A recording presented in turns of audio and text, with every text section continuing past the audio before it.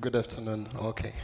Thank you very much. First of all, I should say thank you so much for inviting Raxio Data Center here today. And I think I have a very big history in this industry, whether as an IT manager or as an ICT director. I was hearing the debate on titles in the morning and the changes that were coming. But in whatever configuration we are, I think the role doesn't change in pioneering things, in changing the world, in giving back to the community in so many ways that the community, whether student community, whether they said beyond research, and it is beyond research where we have to be. Today, I should say that sometimes we need commitment to what we claim that we do. And normally I'm an ardent listener to people who say things.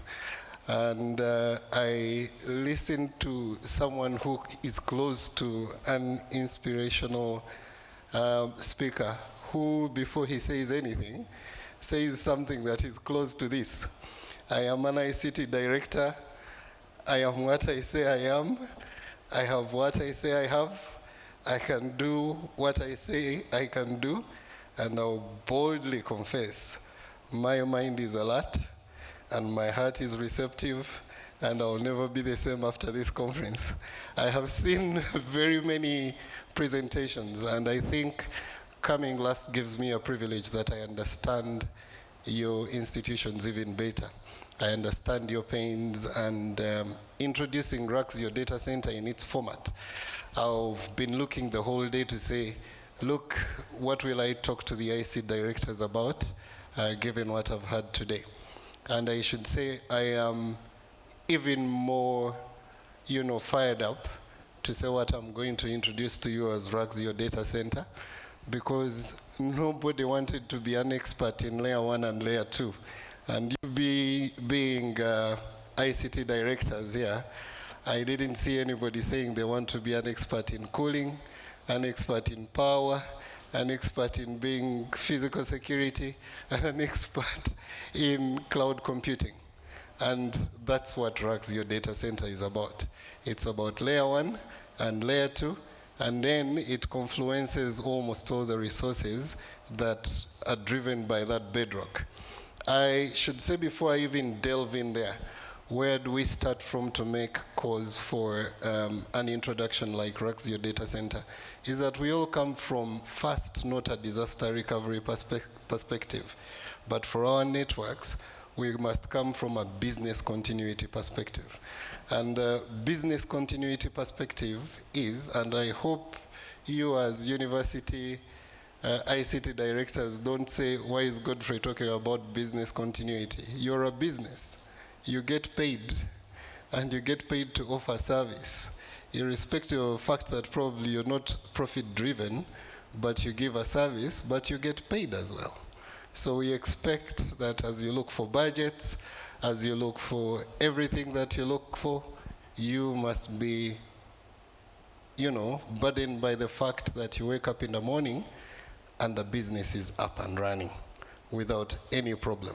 So we start with what is called a business continuity plan, which says this is my tolerance for failure. Is it 1 second?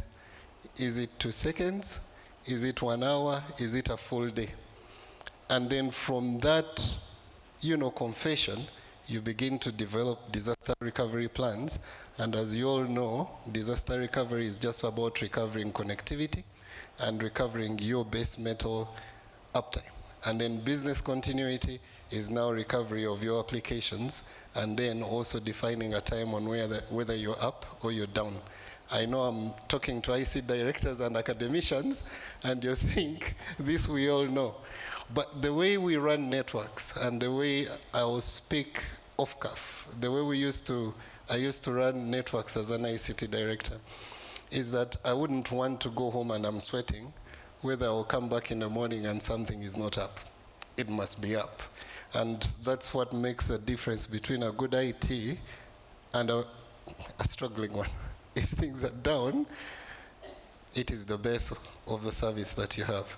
So I am proud, and I should thank Reno. And I have many friends in this industry. I have Nicholas, and I'm proud of what you guys are doing. I've talked a lot with Lloyd, visionary people. I've talked quite some bit, and I know very many people here. I know Robert. We used to work a long time in many places. So I'm qualified to be in your presence to talk about what adds value to an institution like yours. So Raxio Data Center, what do we do and who are we? Raxio Data Center is a colocation data center. I need a little bit of help. Yeah, should I do this?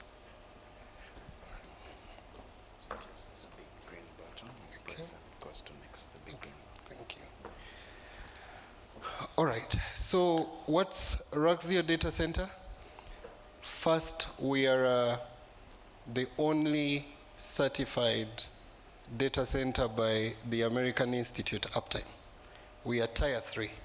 Tier 3 means that you are 2N plus 1, meaning that 2N plus 1, meaning that in all your service provision, everything is, there is a production element of your system, there is a backup, and there is a backup to the backup. So first Tier 3 will ask us to give a service that is the 4 nines or even 5 nines at any one time. And I'm proud to say that we've been 3 years in operation, and Raxio Data Center has never been down, not even a second. In terms of colocation space and the respective expectations for a person who offers colocation. So what is a colocation data center? A colocation data center, what it does is you have infrastructure set up, that layer 1, layer 2 infrastructure set up, and then you lease it. You lease it to people that have a business continuity plan that depends on that infrastructure, that is cooling, that is power, you need physical security, and you need rack space. So if you need those, we give them to you. And I'll tell you off cuff, we have in the Raxio data center 1.5 megawatts of power. And it comes from 2 sources, meaning 2 dams, 2 electric power dams coming into the data center. For any connectivity, like we have connectivity from 2 routes. If we have route A, we have route B. And we even have route C on wireless. So that now gives basis for the 2N plus 1. And who do we give as a colocation facility access to? We give access to banks, to carriers, that is telecom providers, and we retail companies, to people like you. And carrier neutral, we're a carrier neutral data center, meaning that all telecom service providers in the country confluence into that data center. And I should say that we've met all the significances of a colocation data center that is Tier 3 certified. So for customers, if you're a customer that you have a requirement for an ideal environment for your systems to reside, as you take care of the top, of the application layer of the service provision to your people, Raxio is an ideal site for those in terms of uptime, in terms of the connectedness. Like I've been telling you, Raxio data center is too connected that my friend Andrew was saying there are 44 providers in the country. There are actually 44 providers within Raxio data center. Everybody that is of note is there. And we say that right now, your care is about power, is about cooling, is about generators, is about security to your data center. We freeze all that into just a power charge. So you bring your systems within the data center, it will just be a power charge that will give you. So you don't only make savings on bringing the rack for the expenses that you've been having to it, but you also take away all the other expenses that are OPEX, like we will see in front, and it will be one charge, which will be power. The good thing with Raxio Data Center, I've had representatives from Kenya, I have had representatives and initiatives that are happening in many other places, and we are there. So there's enhanced physical security, and then we have access that you will have from third-party providers like you can have nowhere. We do have, and I know at the end of the day, when a person talks about an investment like I'm talking about, there is concern. Does there exist, use cases or offers that are for everyone? And I would say for us, we categorize use cases based on your primary need. How many racks do you want? What is the use it's going to be? Say, do you have temporary use for a quarter rack or a half rack or a low density rack? A low density rack will need 2 to 3 kilowatts. We can go up till 21 kilowatts on one rack. And why do we measure, rack density in terms of power? It's because we are city directors. We know that power, the moment you put 21 kilowatts into a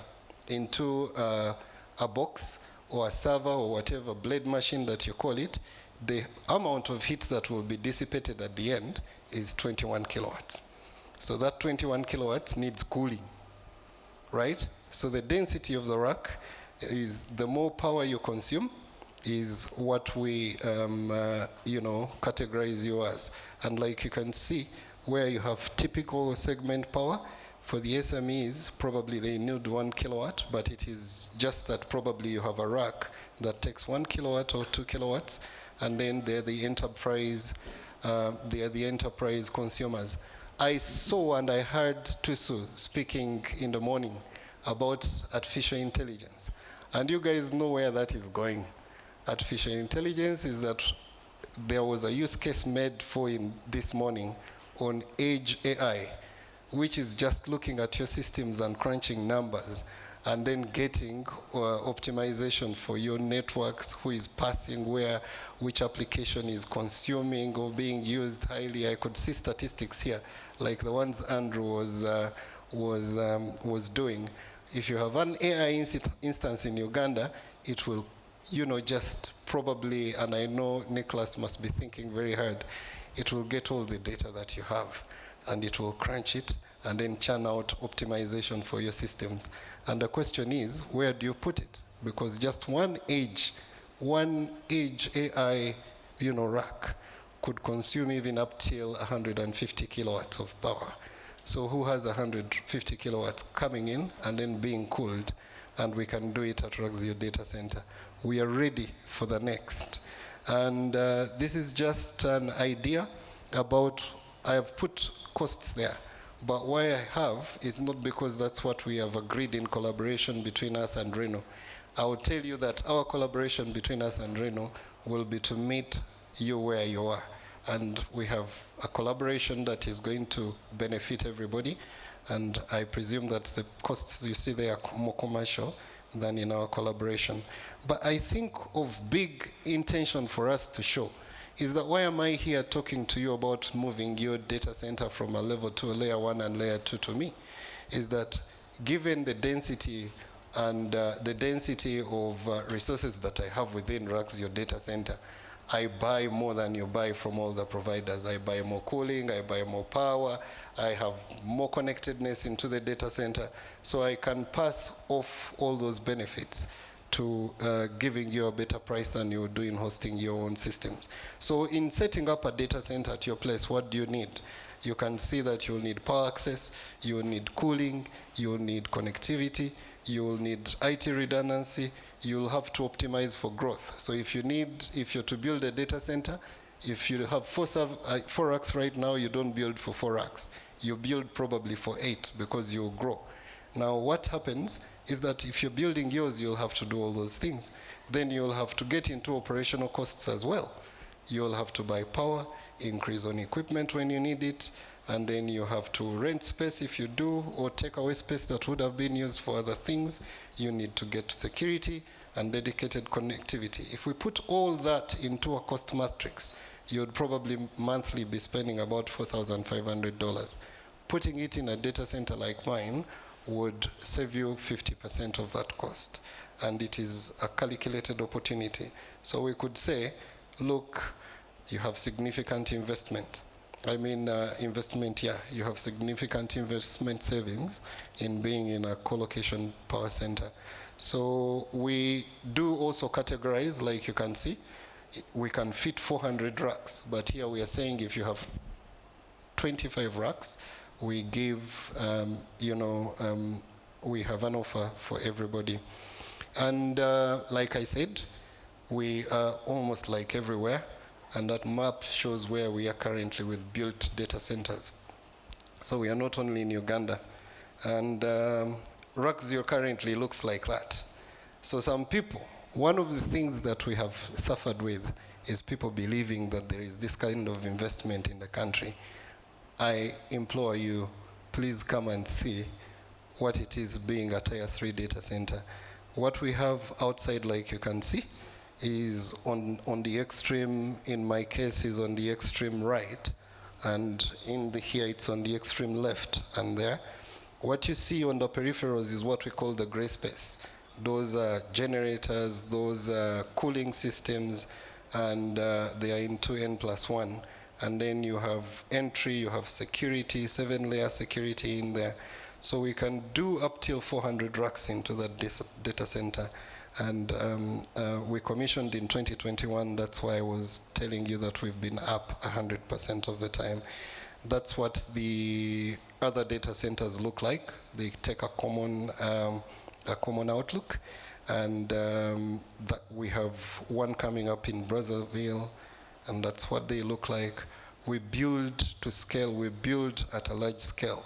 So it's colocation, it's cross-connects. And why a cross-connect is important is because if today your service provider is MTN and you have downtime, right?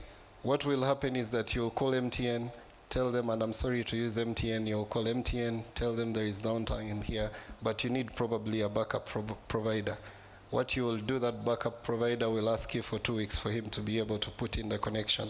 If you're in the data hall, that provider is just next to you. All you do is pull a cable to yourself and you're up and running. And that's why uptime is a big thing for us. So you have connectivity, not only connectivity, we said we are cloud neutral. In there we have the internet exchange point, and the internet exchange point and other content delivery networks, the Akamais. We have the Microsoft Azure stack currently being put up. So you will have a confluence of an ecosystem that can provide cloud hosting or cloud services, but also take care of your environment. And then the efficiencies that come with it is that you will just be able to make quick decisions. So if you come into our data hall, phase 1 was 200 racks, phase 2 was 300 racks, phase 4 was 400 racks, and phase 1 for the 3 years is coming to an end, 200 racks. We shall be going for 300 racks now and 400 racks. And you're part of our plan to do that in conjunction with Renew. So we have a group office and we have a local office. What I'm proud about in Raxio and why I come here today is that we've looked for these things. We've looked to do these things in the country. And we were saying, I'll give a story. When we were, when I was an IT director, or an ICT director, or technical and operations manager somewhere, we started with satellite connections. When we did satellite connections around 2008, something happened. The fiber came on the coast. And when fiber came on the coast, it stopped being important for you to have a satellite connection. So people ditched the satellite connection and they went into bringing fiber networks, and wireless networks became important again. And currently, we don't discuss technology. Andrew will tell you he's a regulator, but he says he regulates at neutrality of technology. So technology is no longer an issue. You would see the penetration, but the penetration has its own issues. Probably access is an issue, but access and coverage are totally different. Access is affordability, and then coverage is availability. So what we could say currently is that we no longer care how you take the internet or you take connectivity first. Connectivity to wherever we go into the country. Now, the question is, do you have to be bright to offer connectivity right now? You just say how much bandwidth you want. I had 50 megabits. On satellite, we used to do 64 kilobits, and that was large. Now 50 megabits and going higher. So, for people who are relevant at offering bandwidth, that's no longer relevant. As service providers now, we are going and saying, let's not discuss connections. Let's discuss what is done on top of connections. One of the industries that has been very affected by that currently is even the broadcasting industry. So we are doing IPTV. And if we are doing IPTV, the other day we were inaugurating the canal box, and you guys saw what that inauguration was giving. It has meaning, is that the layers don't make sense. So for Raxio, what we are saying currently, what you're most important for is no longer the uptime, because the uptime on the environment can be guaranteed in a professionally run data center. Now you can concentrate on the other layers, layer 3, layer 4, up till layer 7. And I want to thank you very much. I know it is an evening like now, but I should say I've taken inspiration from this congregation. I am proud to work with Renu, Nicholas, and Lloyd. I am proud to work with you. We can do so many things together. We are an internationally certified company, and we shall bring value. I know Tusu said in the morning, cost is everything everybody has to incur for a service. But above cost is quality of service. And we ensure that we give above cost in everything that we do. My team is in that corner, but we will also be contacting you on behalf of Nicholas so that we can offer the value that we have negotiated as a collaboration between ourselves. Thank you very much. I can take a question or two. Wow, this is great. Can we appreciate Godfrey in a more special way? I think if I was still young, I would change career and start going into marketing. And I'm really so much convinced that I could shift all my servers straight to you, even in the next minute. Thank you. So let's get some questions. 2018, while we were in Ginger, I think that was our second residential retreat. I don't recall whether it was Nicholas or Perez. Someone presented about data center for Raxio. And I raised the question that, is this Tier 3 certified? And if not, when do you plan to do this? So the reason why I asked, and I see Mujab is looking at me so he knows what is running in my mind. We from the research institutions and a few of you here, at times when you're going to do collaborations, they do a survey of so many things. Where are you keeping your data? How is your data moving? And all this kind of thing. So that's the reason why I asked Nicholas. But the point here is, to me, I'm glad that Raxio partnered with Raxio to offer services at the Raxio, which is a Tier 3 certified, like he has said. I attended the opening ceremony for these facilities, and I would really like to encourage members to visit and have an in-person experience. The reason why we bring in such people to this event, and this partly answers what my colleague the other side asked in the morning, was we want to get a feel of what's happening in this space. I think it was 2018 where I strongly recommended that we need to stop talking about connectivity in this forum, because I think Raxio has done that part. But the kind of things that he's raising, that's what we need. So to me, it's more of a thank you to Nicholas and the Raxio team that you have enabled us do this kind of partnership. I know, I don't know, no one is in banking here, but I think 6 or 8 years, there was a requirement, and I don't know whether this was from UCC or maybe Bank of Uganda, that every bank had to have a particular, certain level of standard to house your data in country. And I know that banks spent quite a significant amount of money. You see? So for your institution, you don't have to, because someone already is doing this for you. So mine was more of a comment. Thank you.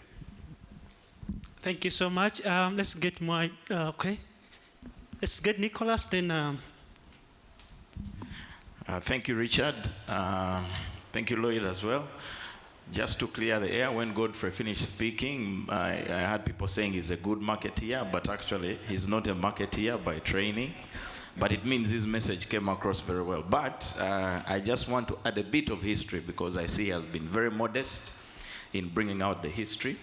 But Godfrey actually is, has played a very big part in what has become to be Renault.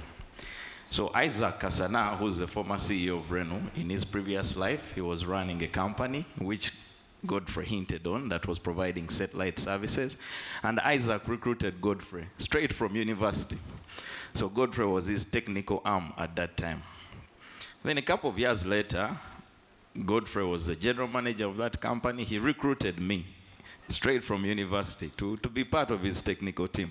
So he introduced me to everything technical, TCP, IP, he introduced me to all that stuff. Satellite services, it was him. Why am I bringing this up? Up to today, I still consult with him about the sector and about many things. He's been in this industry in Uganda for a long time, for a very long time. So when he speaks about our sector in Uganda, I think you need to listen to him. He holds another portfolio. He's the chairperson, and he didn't mention it. He's the chairperson of the Association of all Internet Service Providers in Uganda. So when he speaks about connectivity, where we've come from as a country and where we're going, please listen. He's been with us since morning today, which is quite patient of him because of the things he has to do. I hope he's still around tomorrow with us so that you can make the most of him. Where we're going, your data demands are increasing. I don't think you have a better place for data storage in Uganda than Raxio Data Center, so please make use of him. My name is Job Kalema, and I work with Bishop Stewart University. First of all, I want to appreciate Raxio for this in Uganda, having a data center. We have always looked at Google, Amazon, but having our own in Uganda is such a big thing. And really we need to appreciate Renew for the collaboration. Yes, however, with the emerging technology that is happening across the globe, yeah, this is maybe you could answer, or probably someone can supplement. Yes, there are a lot of technologies that are emerging. IoT, AI, machine learning, and you find that these are generating a lot of data or information. And as institutions that are growing, yes, you find that, of course, the capacity, we don't have capacities, but with Raxio, like as a company, I don't know how you can help us probably. I don't know whether you have these services where we can make use of this data very useful, yeah, to these institutions. And also with, we have had issues with connectivity, yes, across the Uganda, East Africa, and I don't know how prepared Raxio is, especially at times you find a fiber cut in the Indian Ocean, or something happens, power. Yeah, I don't know whether the capacity, you have the capacity, especially if you are handling quite huge volumes of data. maybe, and with, like I said, with the emerging technologies, with high cyber security threats across, I don't know how ready you are. Thank you. Thank you very much. Good afternoon, and good afternoon, Godfrey in particular. I appreciated your presentation. I really was not intending to say anything today, but I have one thing which I would like clarified, that we'll continue to, that as universities, will continue to access those services, the upstream services, through RENU, because I assume that's how we get to have the advantage of volume. So this presentation is not that individual universities should go to Raxio, but that we all work with RENU to see that we get the best possible price for those high quality data services. Am I right on that? Yes. Okay. Thank you so much. That was expected from the founder. I think you've done your job well. So, back to you. Yes. Mr. Kalema, very, very good questions on emerging technologies, emerging needs, and scale that we have within the country. I think if this question came to Nicholas would ask you, how much do you want? How much capacity do you want?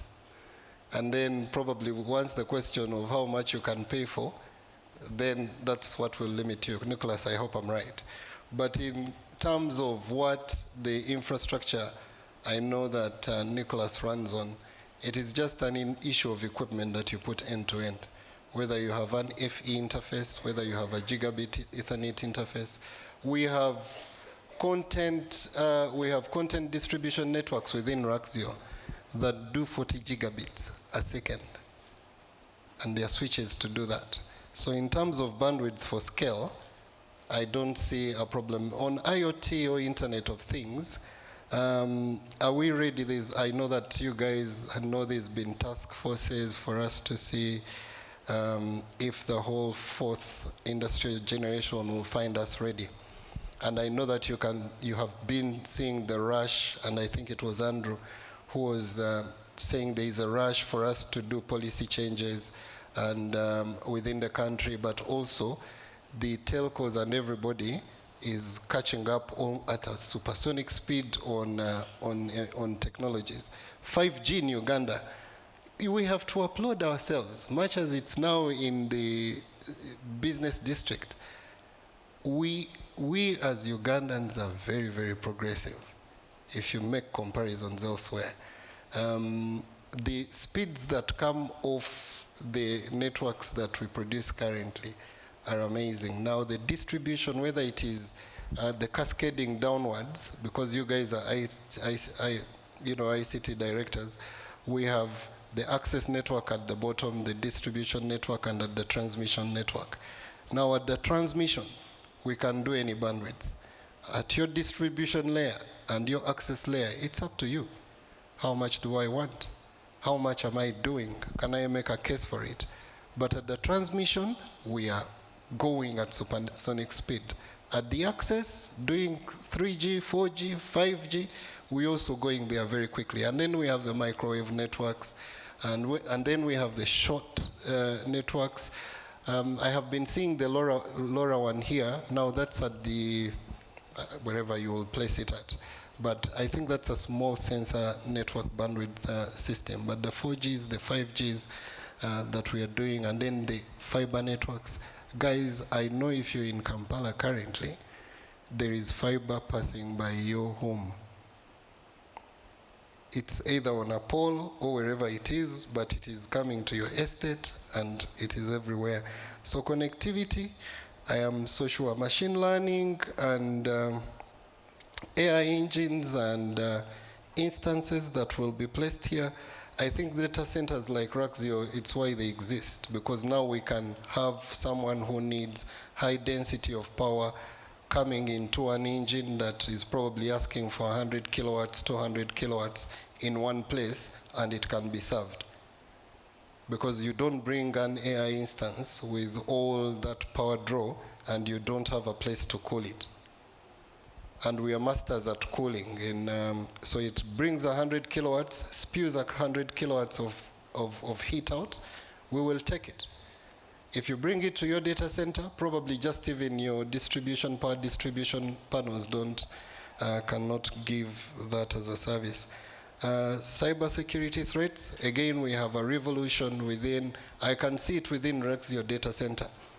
They are security providers for anything. I think it was again a Renew presentation that was about cybersecurity. The FortiGates, the Sophos, the honeypot, providers, they are everywhere and they are with us. It is for us now, like I said, on business continuity plan, what kind of structure do I put to my screening of my network? Then it goes now to who is the provider that you need. We've gone from a place where those things didn't exist here, that they exist here, and they are looking for uptake. We need to support these systems. So when you say emerging, I could hear all the content you have in the university and at Reno with the cybersecurity team. And they were saying, we do the basics and they're enough fast, and then we move up. So let's define first from a policy perspective within our institutions, how much uptime do I need? Do I need a production site and a disaster recovery site, or do I need an active site? Do I need an active and a warm, an active and a cold? Those are things that you define in the beginning. High volumes of data we've talked about. Services, can the institutions make use of those services? I would tell you that where Reno has always been, always strategic. There has to be an internet exchange point within your own presence, everywhere you have been. So where Reno is, there is an internet exchange point. There is an internet exchange point in Raxio. There is an internet exchange point in your first hosting place in a communications house. So you have access to the whole network at the shortest millisecond of time to be there. So in my opinion, high volumes of data, solved. In Raxio, how is the resilience to outages? And probably that's the last comment on it. Uganda has gone through, and I'm commenting on this as the chairman on the Internet Service Providers Association. What happened at first when the subsea cable got ruptured at the bottom in Mozambique is that we experienced a blip in service. And some services like, say, some services became slow. Let me not mention names. So as a community, we came together and asked ourselves, as Uganda, what is this impact going to look like? Then providers said, these are our plans. I'll tell you, there is no country on the African continent that is as centrally located as Uganda. On this side, we have Kenya. On that side, we have Congo. On that side, we have Sudan and going to Egypt. And then on this side, we have the southern route. So people are creating connections going up. We have connections going to the east. There are connections that are going to the west, going through to Kinshasa. We have to Mombasa. We have connections to TTCL going on the south or through Rwanda. Now, when the second outage happened, you guys didn't even notice. So because we are centrally located, now we have access going through Rwanda and going downwards to South Africa. Or we go to Kinshasa, or we go to Mombasa, and there's a huge project that is happening going into South Sudan and Cairo. But there is another drive that is happening within Africa that is interesting as well, is because the power grids have asked themselves, we already have infrastructure, and how can we connect the power grids? And it has come from now West Africa. The West African coast is connecting power grid, Nigeria, Ghana, Cameroon, going into Congo, coming into Uganda, and then it will just distribute fiber wherever we will be. So we are Amazon ready. We are ready for so many things to do in this country. And that now works for you as research and education networks, because for us, we invest in those things, and you guys must uptake. Create the uptake, create the resilience, create the efficiencies. But it is happening within our time. So connectivity, please don't be worried. The other day, as Raxio, we were talking to a group from Amazon, and they were asking us whether we can do 200 gigabits on 4 routes before the Amazon instances come down to Uganda. And we were convincing them that is not so far away. And it is not so far away because the only route that pens is the one going north through South Sudan, because there are wars in those two. And then once that is resolved, then we have Cairo, we are the Mediterranean. So then we will be resilient to that cable that is in the sea, because for you to correct a problem that is in the sea, it takes you 3 months. For you to correct a problem that is on land, takes you probably even less than a day. But we are good, we are resilient right now.